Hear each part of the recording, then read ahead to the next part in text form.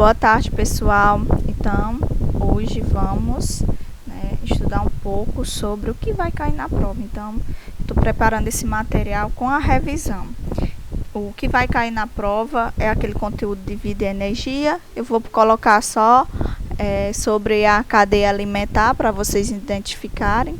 E um pouco sobre o estudo das células, algumas membranas celulares. Eu quero que vocês diferenciem, da célula animal para a célula vegetal, célula procariótica, célula eucariótica, tá certo? Coisinha simples. Então, vamos lá à nossa cadeia alimentar. Então, a nossa cadeia alimentar, quem é a base da nossa cadeia alimentar, que estudamos, são os produtores. Os produtores, eles podem ser, milho, são as plantas. Milho, cenoura, tá certo? Árvore pequena, árvore grande, capim. E na cadeia alimentar aquática temos aí as algas, tá certo? As microalgas que fazem parte. Então, são os produtores. Então, eles vão fornecer energia para os demais componentes da cadeia alimentar. Tais como os consumidores primários. Os consumidores primários são todos os herbívoros. Os consumidores primários são aqueles que se alimentam de plantas ou de algas, certo? São os herbívoros, os consumidores primários. Os consumidores secundários são todos aqueles que se alimentam dos primários. No caso aí, a cobra e o passarinho. Esse passarinho, eu vou colocar lá a águia, tá certo? A águia, ela se alimenta de rato, ela se alimenta de coelho, tá certo? Então, eles são os consumidores secundários. Todos os consumidores secundários, eles são carnívoros. São aqueles que se alimentam dos herbívoros, de animais que se alimentam de plantas, tá certo? E lá os consumidores terciários são todos aqueles animais que se alimentam de carnívoros, tá certo? No caso, os consumidores secundários. Então, os consumidores terciários são todos aqueles que se alimentam dos consumidores secundários. No caso, o homem, certo? Poderia estar incluído aqui nos consumidores primários, por exemplo, quando ele se alimenta da cenoura. Ele poderia estar incluído nos consumidores secundários, quando se alimenta da águia, do pássaro, tá certo? E também ele poderia, aí servir de alimento para o tigre, o leão. Vai lá numa selva, o homem deu um vacilo, o homem estava dormindo, ou então o homem mexeu lá com o leão, e foi comido lá pelo leão. Sim, pode acontecer, sabemos que o homem é mais esperto, mais inteligente, mas sim, pode acontecer, tá certo?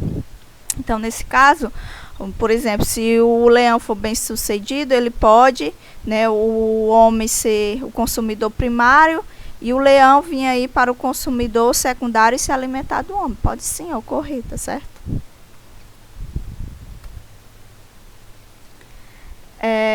Temos aqui, outra cadeia alimentar que está exemplificada. Temos aqui as plantas, onde as plantas, eles são seres fotossintetizantes, então eles são seres autotróficos, ou seja, são seres que produzem seu alimento, seu próprio alimento, e são auto-independentes, então ele não precisa de outro ser para se alimentar, eles produzem seu próprio alimento, então eles são seres autotróficos. No caso aí, as plantas, as flores, tá certo? As gramíneas, as algas, as microalgas. Aí temos aí os herbívoros, temos a lagarta aí que se alimenta das plantas, temos os carnívoros que se alimentam aí da lagarta, e temos os carnívoros que se alimentam de outros carnívoros. No caso aí, o gavião, a águia, tá certo? E todos eles, pessoal, quando morrem, eles vão ser decompostos pelos decompositores, que os decompositores são os fungos e as bactérias. Então, por exemplo, aí a lagarta morreu, tá certo? Então, quem vai fazer a decomposição aí dos restos da lagarta são os fungos e as bactérias, tá certo? Os seres decompositores. E os seres decompositores, pessoal, lembre-se disso, ele vai atuar em todos os níveis tróficos, certo? Da cadeia alimentar. Quando o gavião morrer, quem vai decompor são as bactérias e os fungos. Esse passarinho também, as plantas, da mesma forma. Então, os seres decompositores, os fungos e as bactérias, eles vão atuar em ambos os níveis tróficos, tá ok? Equilíbrio na natureza. A gente sabe que, né, na cadeia alimentar, cada componente desse desempenha uma função específica, tá certo? Então, por exemplo, o passarinho, ele vai servir como um agente que vai deixar tudo em equilíbrio. Não vai, como ele consome as lagartas, ele vai fazer com que, né, ele coma as lagartas e as lagartas não destruam toda a plantação. Então, pessoal, isso aí é um equilíbrio, certo? Então, qualquer componente aí da cadeia alimentar que seja alterado, ou seja, que seja extinto, essa cadeia alimentar ela vai entrar em desequilíbrio. Entrando em desequilíbrio, vai acontecer alguma coisa ruim no ambiente, tá certo? Por exemplo, aqui, vou citar o exemplo do passarinho. Se por exemplo, tivesse várias águias e essas águias comessem todos os passarinhos que se alimentam de lagarta, consequentemente, não teria mais passarinho para comer a lagarta. Consequentemente, a lagarta iria consumir, né, toda a vegetação, ia consumir as plantas, e isso ia causar uma escassez de alimento no ambiente. Outro fator também seria, por exemplo, se o homem aí matasse as águias, né? Se o homem começasse a consumir só águia, então as águias, elas não existiriam mais no ambiente e, consequentemente, aquele animal que serviria de alimento para a águia, ele vai se desenvolver em maior quantidade, pois não vai ter o predador para ele e, consequentemente, vai aumentar aí essa quantidade, certo, de pássaro no ambiente. E, consequentemente, tem mais pássaro e vai ocasionar o quê? A escassez de alimento no ambiente. Então, vai faltar alimento para todos esses pássaros. Outro exemplo seria, por exemplo, aqui temos o antílope, que é esse veado campelo, que a gente chama, e temos aí o guepardo, que é esse tipo onça. Então, o guepardo se alimenta do antílope e, por sua vez, o antílope se alimenta do capim. O que acontece aqui? Se, por acaso, o homem começasse aí a matar esses guepardos, né? A gente sabe que os guepardos podem se alimentar também do rebanho de cabra, do rebanho de ovelha, de gado, essas coisas. Há algumas regiões que o homem, né, ele caça o guepardo, tanto para tirar a pele, como também para se livrar deles. Então, se em uma hipótese o homem matasse a população, né, grande parte da população de guepardo aí desse ambiente, o que aconteceria? A população de antílope iria aumentar. Se essa população de antílope iria aumentar, consequentemente ele ia o quê?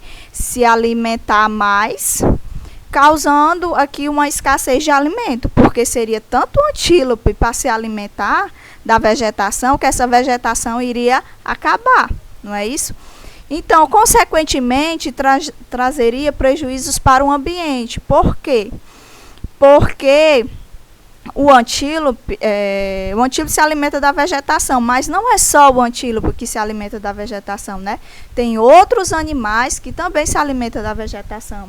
Iria causar, assim, uma escassez de alimento, tanto para a população de antílope, tanto para a população de outros animais que se alimentam aí, do capim, da vegetação.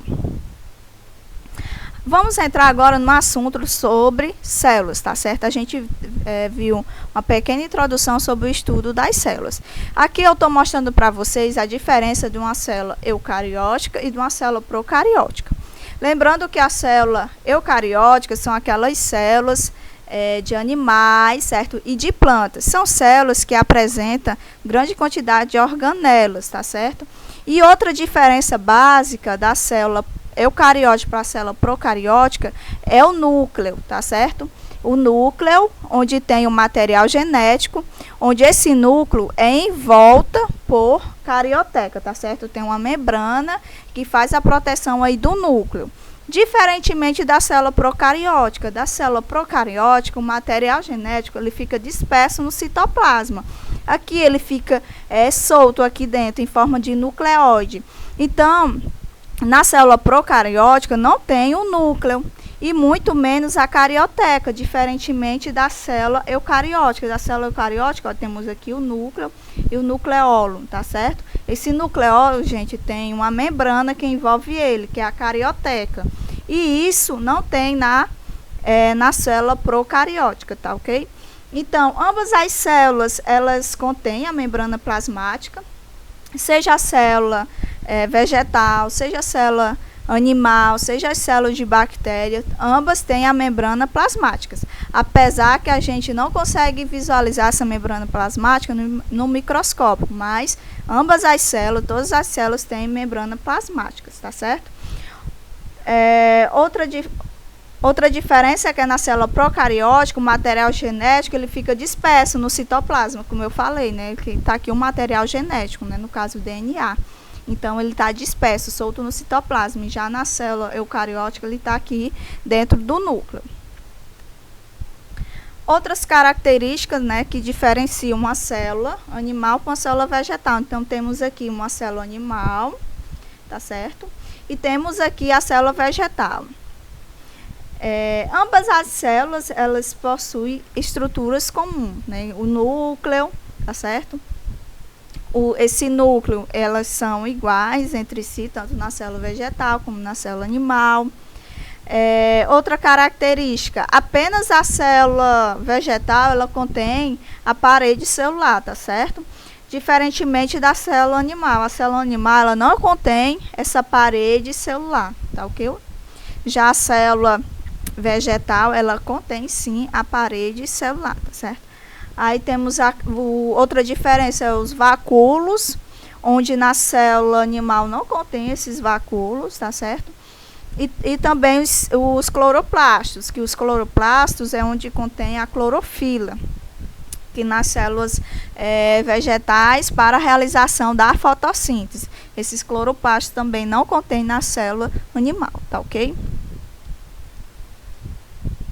Temos aqui figurinha de células, né? Temos aqui uma célula animal. Como é que eu sei que é uma célula animal? Porque ele está dizendo assim, ó, sem você eu fico sem oxigênio. Sem quem? Sem a célula vegetal.